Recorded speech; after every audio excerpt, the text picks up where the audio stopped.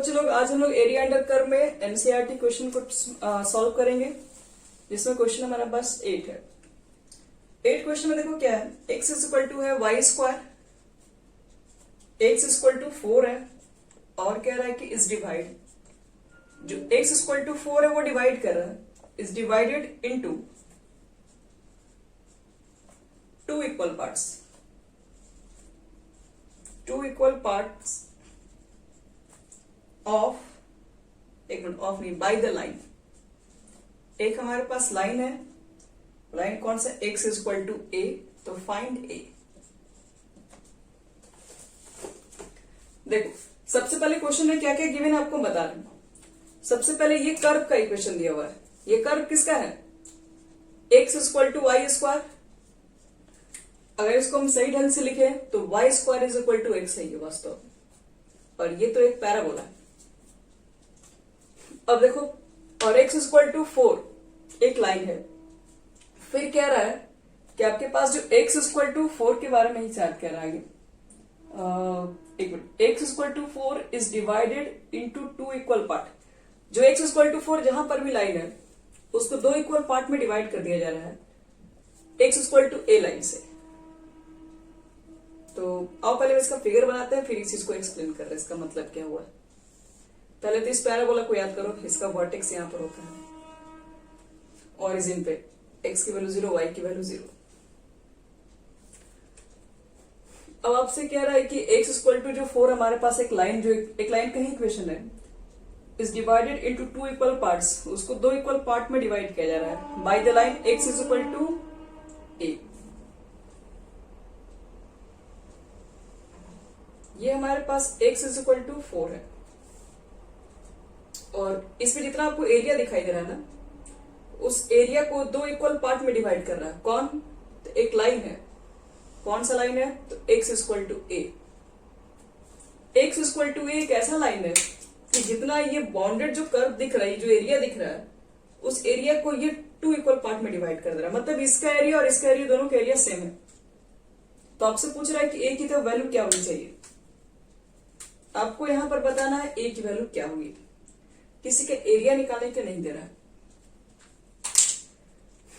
तो एक काम करेंगे हम लोग, a की वैल्यू निकालने के लिए मुझे ये पता है इसका लोअर लिमिट 0, अपर है 4,0, यहां पर कोऑर्डिनेट निकालोगे तो a,0। हम ये दोनों इक्वल करके भी a का मान निकाल सकते हैं, आसान होगा। नहीं तो एक और तरीका है, ये दोनों एरिया इक्वल है तो बड़ा का एरिया निकाल दो और 2 से मल्टीप्लाई कर दो ये छोटे का एरिया।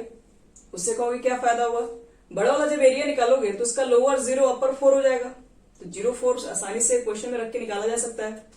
नहीं तो यहां पर निकालोगे तो लोअर 0 और अपर a के टर्म में ये भी आंसर आएगा, और ये भी आप इसका भी एरिया निकालोगे तो ये भी a के टर्म में ही आएगा। थोड़ा सा प्रॉब्लम हो सकता है, इसलिए हम क्या कर रहे हैं, बड़े वाला का एरिया निकालेंगे और इज इक्वल टू लिख देंगे 2 इंटू एरिया ऑफ ये स्मॉल छोटे वाले का, क्योंकि दोनों का एरिया इक्वल ही है, तो बड़े वाला एरिया निकाल के क्यों छोटे के दोनों को मल्टीप्लाई करके निकाल दें। तो वही स्टेप यूज करेंगे, इससे क्या होगा, थोड़ा काम जल्दी बन जाएगा।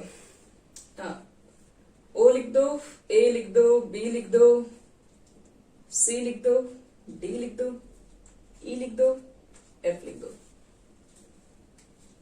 तो सीधे लिख दे रहे हैं, area of O A B C D ओ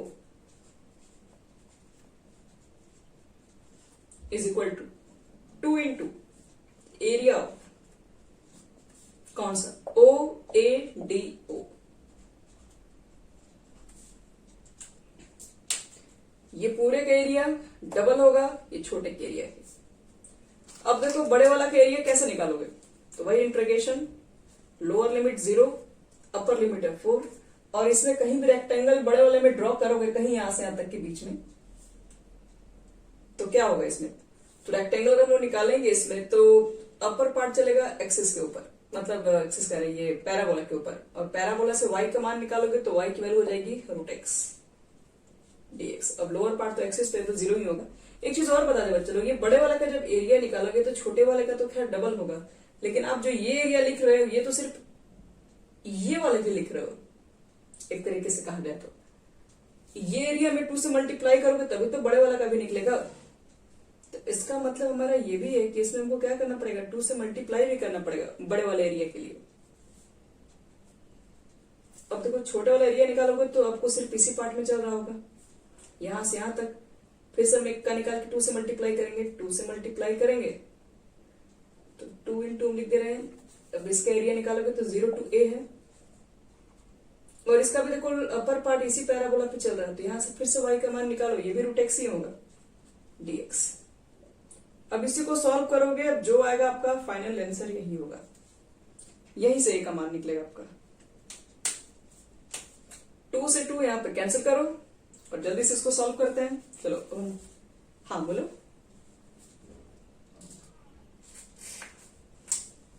आवाज नहीं आ रही है, कितना होगा?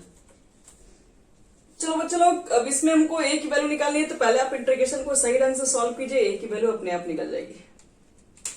यहां पर क्या है आपके पास, यहां पर दिख रहा है मुझे लोअर लिमिट 0 to 4 है, तो रूट एक्स का इंटीग्रेशन निकालोगे तो x का मतलब है पावर 1/2, 1/2 में 1 ऐड करोगे तो 3/2 और 2/3 ये बाहर, और 0 to 4 हो जाएगा। यहां पर देखो, यहां पर 2 पहले से ही बाहर है, रूट एक्स का इंटीग्रेशन निकालोगे फिर से वही आएगा 2/3, और x के पावर कितना हो जाएगा 3/2, 0 to a। ये 2/3 तो दोनों तरफ से कैंसिल होने वाला है। क्या बचेगा, x के जगह पर 4 पुट करो, अपर लिमिट्स और लोअर लिमिट रखोगे तो 0 ही होना है। सेम यहां पर बात, अपर लिमिट है 0 पुट कर लोगे बच्चे लोग तो ये खत्म ही हो जाएगा, तो 0 क्या दिखाना है, तो 4 के पावर 3/2 इज इक्वल टू हो जाएगा 2 a के पावर 3/2। क्या लिख सकते हो इसके बाद है,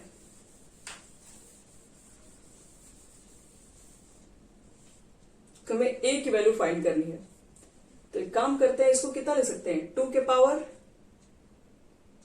4 को हम 2 का स्क्वायर लिख दे रहे हैं, और पावर में 3/2, ध्यान समझना, हम 4 का 2 का स्क्वायर लिख दिए, लिख सकते हैं, और पावर 3/2 लिख दिए हैं, ये कैंसिल हो जाएगा, और 2 के पावर हो जाएगा 3, 2 के पावर 3 की वैल्यू होती है 8, 2 से कैंसिल कर दो तो 4 इज इक्वल टू a के पावर 3/2, और तुमको तो a का मान निकालना है, a के पावर 3/2 का थोड़ा निकालना, और a के पावर 3/2 को 1 करना है तभी तो ये निकलेगा, तो 1 करने के लिए पावर 2/3 लेना पड़ेगा, तभी तो 2 से 2 3 3 कटेगा, तो दोनों तरफ पावर कर दो 2/3, अपने तरफ से दोनों तरफ पावर ले लो 2/3, ये यहां से कैंसिल, ये यहां से कैंसिल, तो a इज इक्वल टू कितना आ गया 4 के पावर 2/3 स्क्वायर, स्क्वायर नहीं स्क्वायर मीटर जो भी है, स्क्वायर नहीं होगा, स्क्वायर थोड़ा होगा, यूनिट लिखना पड़ेगा हम लोग को सिर्फ।